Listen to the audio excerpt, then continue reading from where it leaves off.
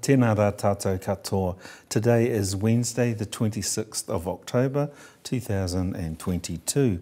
Malo nin koutou. This week is Tokelauan Language Week, and today I have the Reverend Elder Tui Sopoaga to my left, and also Mr. Iuta Ngawalofa here as well. And I'll just ask the Reverend to say a few words in Tokelauan. Mahalo ka he tai o whionga te whonga he talai o te Palemene o New Zealand nei. Tau whionga Adrian Rua he.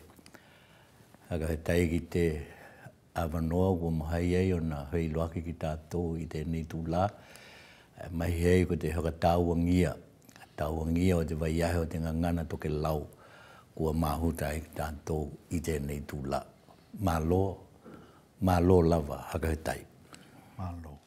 And today the prayer will be said by Barbara Edmonds, who will say the prayer in Tokelauan today. Following that, we'll have 12 questions to ministers, and I'd like to highlight two of those questions. First of all, question number 9 will be asked by Dr. Shane Reti to the Minister of Health, and his question is: how many people with bowel cancer at Tauranga Hospital are estimated to have progressed from curative to palliative treatment plans due to patients having been on the waiting list for months longer than the recommended times?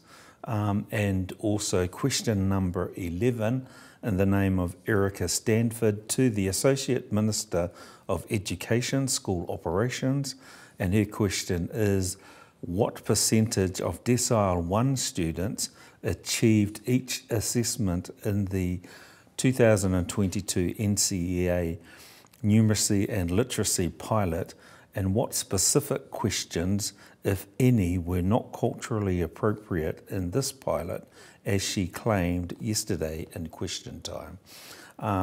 After oral questions, we will have the general debate, which provides an opportunity for members to raise any matters of concern to them.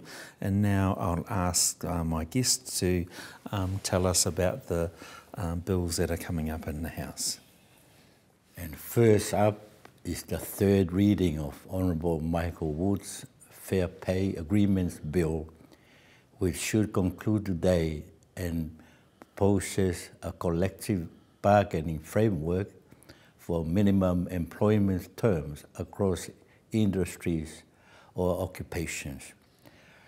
Second is the first reading of Honourable Kiritapu Ellen's Counter-Terrorist Act, Declination and Control Orders, amendments bill which aim to strengthen New Zealand's current counter-terrorist legislation to better prevent and respond to terrorism and associated activities.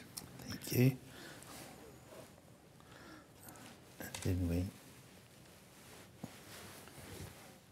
Next, Honourable Dr. Asha Verrell will move a motion for the House to approve COVID-19 orders and an interim report of the Regulations Review Committee.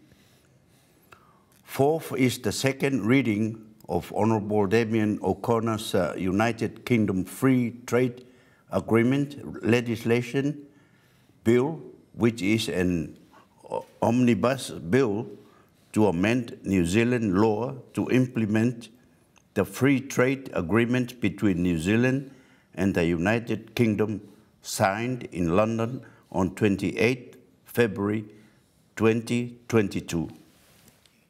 The last two bills today of today's sitting are in the name of the Honourable Dr. David Clark. First is the continued committee stage of the Plant Variety Rights Bill, which will implement the Crown's obligations under the Treaty of Waitangi in relation to the the plant variety rights regime, and New Zealand's obligations under the Comprehensive and Progressive Agreement for Trans-Pacific Partnership. And the second is the committee stage of the Digital Identity Services Trust Framework Bill, which will establish a legal framework for the provision of secure and trusted digital identity services for individuals and organisations. And that will conclude today's proceeding, if we get that far, of course. Nō reira, tēnā rā tātou katoa.